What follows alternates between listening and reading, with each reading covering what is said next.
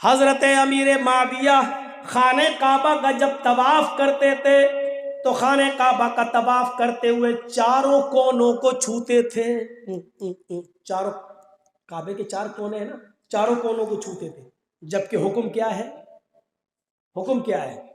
آپ پہلا چکر جو لگائیں گے وہ حجر اسود جہاں ہے وہاں سے آپ شروع کریں گے, اس کونے سے, اور وہاں سے چکر لگاتے ہوئے آپ آئیں گے رکن یمانی کو چھوئیں گے. آپ یہ ایسے اگر چھو سکتے ہیں آرام سے تو چھو لیجئے, اس کو آپ چھوئیں گے اور رکن یمانی اس کے بعد جو کونا آئے گا وہ حجر اسود کا ہوگا. یہاں سے یہاں تک آپ یہ دعا پڑھیں گے, ربنا آتنا فی الدنیا حسنۃ وفی الآخرۃ حسنۃ وقنا عذاب النار. یہ دعا زور سے پڑھیں گے آپ, رکن یمانی چھوئیں گے اور وہاں سے یہ دعا پڑھتے ہوئے زور سے, ربنا آتنا فی الدنیا حسنۃ وفی الآخرۃ حسنۃ وقنا عذاب النار.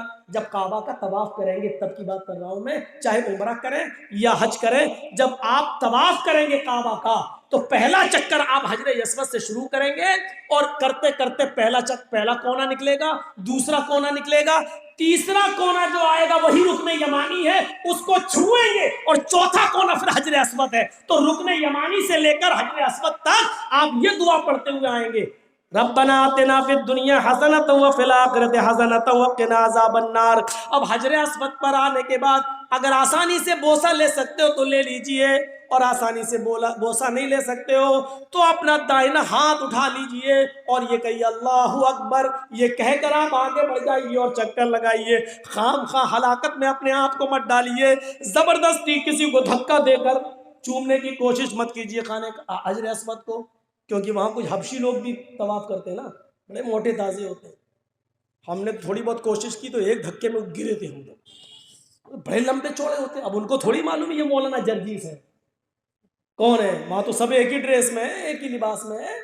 اب ہم جیسے سوچ رہے تھے کہ چلے جائیں ذرا چوم لیں, تو جیسی دھکا لگا گئے, وہ تو گرے نہیں تھے, وہ گرتے ہی نہیں ہے, وہاں گریں گے تو ایک دوسرے کے اوپر ہی گریں گے, وہ اٹھا لیتا ہے.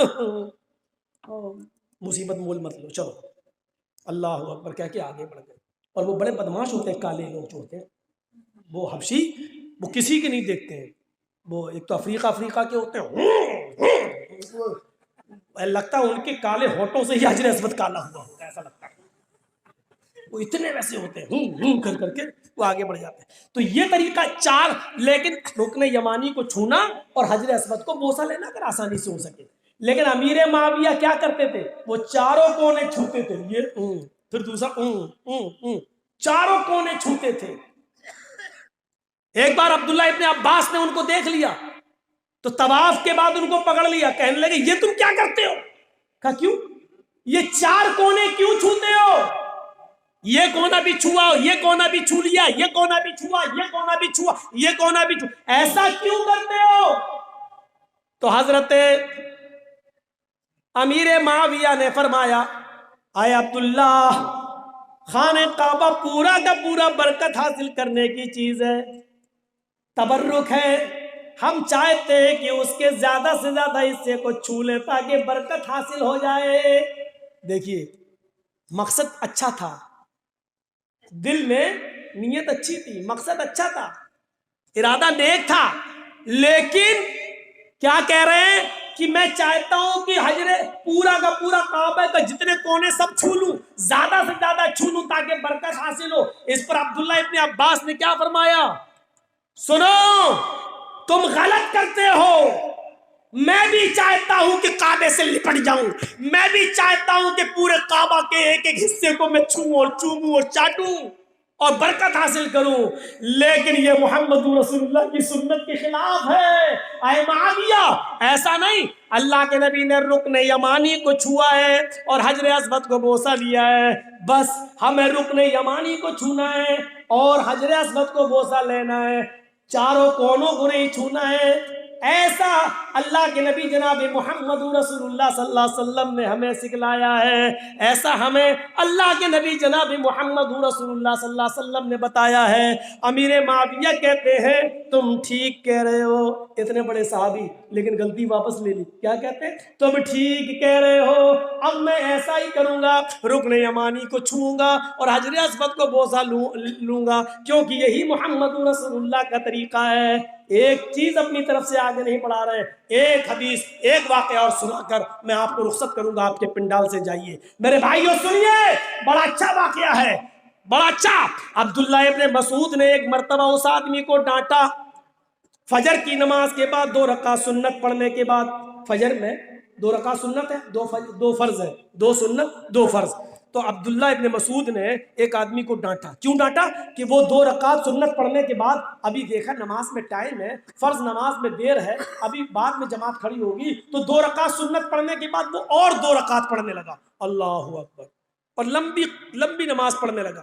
جب لمبی نماز پڑھ کے ختم کیا تو عبداللہ ابن مسعود نے ڈانٹا، دیکھیے 2 رکعت سنت پڑھ چکے تھے، اب 2 فرض پڑھنا ہے، تو فرض تو پڑھنے رہے، وہ تو جماعت کے ساتھ پڑھو گے، 2 سنت پڑھنے کے بعد 2 رکعت اور پڑھنے کے لیے کھڑے ہو گئے، یہ سوچ کر ابھی ٹائم تو ہے اور پڑھ لو۔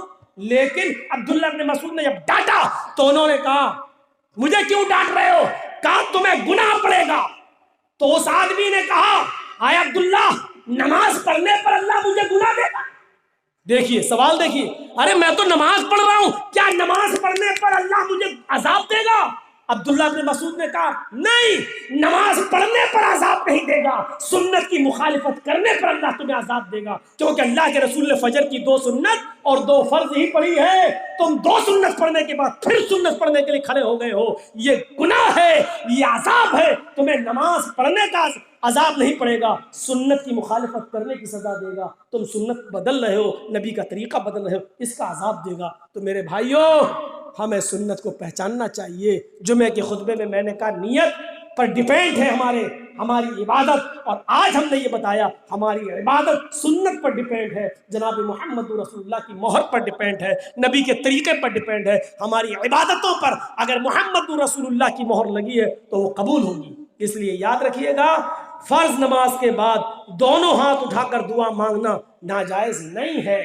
فرض نماز کے بعد اکیلے تنہائی میں آپ جتنی دعا مانگنا چاہیں مانگیں، اعتراض صرف اس بات پر ہے، غلط صرف یہ ہے کہ فرض نماز کے بعد امام کا انتظار میں بیٹھے رہنا اور امام ہاتھ اٹھائے تب مقتدی ہاتھ اٹھائیں اور امام دعا کرائے مقتدی آمین آمین بولیں، یہ طریقہ غلط ہے۔ آپ دعا مانگیے، جتنی مانگ سکتے ہو مانگیے۔ دوسری چیز، ختنے کا کھانا حرام ہے، ختنے کا کھانے کی اگر کوئی دعوت کرے تو نہیں جانا چاہیے۔ ہاں، اگر عقیقہ کر رہا ہے 7ویں دن اور 7ویں دن بچے کا عقیقے میں ختنہ کرا لیتا ہے تو اس کو ختنے کی دعوت نہیں، اس کو عقیقے کی دعوت کہنا چاہیے، عقیقے کی دعوت میں جانا چاہیے، وہ مسنون ہے، سنت ہے۔ اور سن لیجئے، عقیقہ صرف 7ویں دن جائز ہے، بس عقیقہ صرف 7ویں دن جائز ہے، 7ویں دن کے بعد نہ 14واں دن نہ 21واں دن، یہ صرف اپنی طرف سے بنی ہوئی خرافاتیں ہیں، اس کو چاہے جو کہہ لو، یہ ساری چیزیں غلط ہیں۔ 7ویں دن اگر آپ کے پاس استطاعت ہے تو عقیقہ کریں، اور اگر نہیں ہے تو پھر زندگی میں اللہ تعالیٰ جب آپ کو موقع دے دے اور جب صاحب استطاعت ہو جائیں آپ، تب آپ اپنے بچے کی طرف سے عقیقہ کر سکتے ہیں۔ 14ویں دن اور 21ویں دن کی کوئی وہ نہیں ہے۔ اب بہت سے لوگ استطاعت والے تو ہو گئے لیکن ابھی نہیں کرتے عقیقہ، کیا کرتے ہیں؟ بیٹے کی شادی ہے، اس کی شادی میں بیٹے کا بھی کر دیں گے اور پوتے کا بھی کر دیں گے، بیوی کا بھی کر دیں گے۔ ایک گائے لائے، 2 بیٹے کی طرف سے، ایک بہو کی طرف سے، ایک اور پوتا ہوا 2 اس کی طرف سے، 7 حصے اللہ اکبر، ایک گائے کر دی اور 7 حصے۔ نہیں چلے گا، عقیقے میں بڑا جانور ہی نہیں چلے گا، عقیقے میں 2 بکرے چاہیے، چھوٹے جانور 2 بھیڑ یا 2 دمبا یا 2 مینڈا یا 2 بکرا ہو، لڑکا ہے تو، لڑکی ہے تو 1، لڑکی ہے تو 1، لڑکا ہے تو 2۔ اگر آپ کے پاس تنگی ہے اور نہیں کر سکتے ہیں، لڑکا ہے 2 نہیں تو 1 بھی کر سکتے ہیں، چل جائے گا، لیکن اگر ہے تو 2 کریے۔ اور سنیے، عقیقے میں 2 دانت کا ہونا ضروری نہیں ہے، عقیقے میں 2 دانت کا جانور ہونا ضروری نہیں ہے. قربانی والے احکام یہاں نافذ نہیں ہوں گے. اتنا بڑا، اب 2 دانت کا ضروری نہیں ہے تو اتنا چھوٹا بھی نہ ہو کہ آج ہی پیدا ہوا ہو 2 لاکھ. مکافیتان اتنا بڑا ہونا چاہیے کہ وہ دیکھنے میں لگے کہ ہاں بکرا ہے، بکری ہے. اس کو بچہ نہ کہا جا رہا ہو، بکری کہا جا رہا ہو یا بکرا کہا جا رہا ہو. اتنا لگنا چاہیے. کم سے کم 2 دانت نہیں ہے تو چلے گا، لیکن اتنا چھوٹا بھی نہ ہو کہ لگ رہا ہو جیسے 1 مہینے کا اٹھا کے لاکے ذبح کر دیا. نہیں، تو 2 بکرے لڑکے میں اور لڑکی میں 1 یہ ہونا چاہیے. تو یہ جو چیزیں تھیں جو میں نے آپ کے سامنے رکھی ہیں. آپ میت کے لیے قبرستان میں دعا کریں. دعا میں ہاتھ اٹھانے کا جہاں تک مسئلہ ہے وہ قابل اعتراض ہے، دعا کرنا نہیں. اللہ کے رسول نے خود کہا اپنے بھائی کے لیے دعا کرو. بس الان اس سے سوال کیا جائے گا، اس سے پوچھا جائے گا. چھوڑو یار، یہاں کوئی فتوی بازی تھوڑی ہوتی ہے پر جلسوں میں لا کے سوال کرتے ہیں. آپ کے ہاں دارالفتہ کھلا ہوا ہے، فتوے وہاں سے لیا کریے. یہ تو تقریر میں ایک حصہ ہے، وہ ہم نے بتا دیا جو بتا رہے ہیں ہم آپ کو. اور ایک آدمی کے سوال بتاؤ تو دوسرے اور لانے لگتے ہیں. ایک بار کٹیہار کی سائڈ میں پروگرام ہوا تو 2.5 گھنٹے تقریر ہوئی نہیں، پورا کا پورا سوال جواب نہیں چلا گیا. اب بعد میں وہاں کے لوگ بولتے ہیں نہیں پوری تقریر 2.5 گھنٹے اور بولو، 2 گھنٹے اور بولو. تو یہ سب چیزیں نہیں ہونی چاہیے. یہ سب چیزیں پرسنل ہیں، اکیلے میں آ کے بات کرنی چاہیے. تو اللہ تعالیٰ سے دعا کریے بار الہ ہمیں کتاب و سنت پر چلنے کی توفیق عطا فرمائے، ہمیں محمد رسول اللہ کی سنت کو زندہ کرنے کی توفیق عطا فرمائے، ہمیں قرآن و حدیث کے مطابق عبادت کرنے کی توفیق عطا فرمائے، ہماری ماں بہنوں کو بھی سنت پر چلنے کی توفیق عطا فرمائے. اور اللہ جب تک تو ہمیں زندہ رکھ، اسلام پہ زندہ رکھنا، اور جب ہمارا خاتمہ ہو تو ایمان پر ہمارا خاتمہ فرمانا.